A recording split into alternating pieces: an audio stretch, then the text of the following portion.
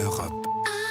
Europe 1. L'économie, Axel de Tarlé, la contrefaçon coûte près de 7 milliards d'euros à l'économie française et le phénomène se développe sur Internet. Eh bien oui, parce que jusqu'à présent, on trouvait des faux, typiquement des fausses chemises Lacoste ou des faux parfums, dans les foires ou auprès de vendeurs à la sauvette. Eh bien maintenant, on les trouve sur Internet. Il suffit de taper un article suivi du mot, des mots pas chers pour qu'on vous propose de la contrefaçon. Mais on vous sollicite même sur Internet. Qui n'a jamais vu une publicité jaillir sur son écran du style cliquez ici pour des Ray-Ban à 5 €. Alors évidemment, 5 €, c'est du faux. Oui. Mais le plus grave, c'est que du coup, la pratique se propage et se banalise, notamment chez les jeunes qui ne savent pas toujours qu'ils achètent des produits contrefaits. Ils ont juste l'impression de faire une bonne affaire. Qui sont les secteurs les plus concernés? Alors, si on regarde les saisies aux douanes, on trouve en numéro 1 des jouets, des vêtements, des articles de sport, des bijoux, cosmétiques, électroniques, maroquinerie.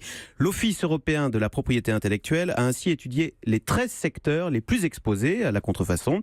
Alors, pour ces 13 secteurs, en moyenne, la contrefaçon représente en France près de 6% des articles vendus.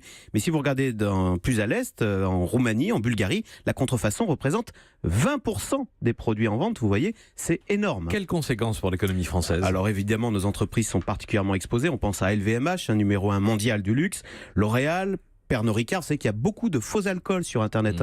Attention, si vous trouvez un Château Pétrus en vente sur Internet, c'est une arnaque. On trouve aussi de faux médicaments, de faux pneus Michelin. Donc vous voyez, perte de chiffre d'affaires et perte de renommée, parce qu'évidemment la qualité n'est pas au rendez-vous.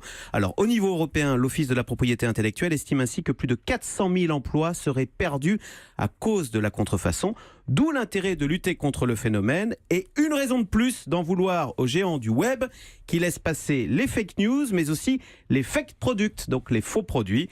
D'ailleurs, Bruxelles a bien l'intention de durcir sa position. Merci à vous. Europe. Europe 1.